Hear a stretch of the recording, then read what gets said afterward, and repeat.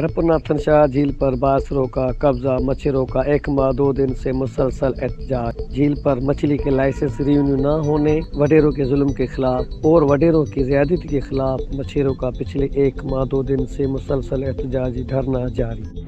31 दिन हो गए हैं यहाँ बेचने पे कैन शॉप। सेक्रेटरी फिशरीज वो नोटिस लेने के लिए तैयार नहीं।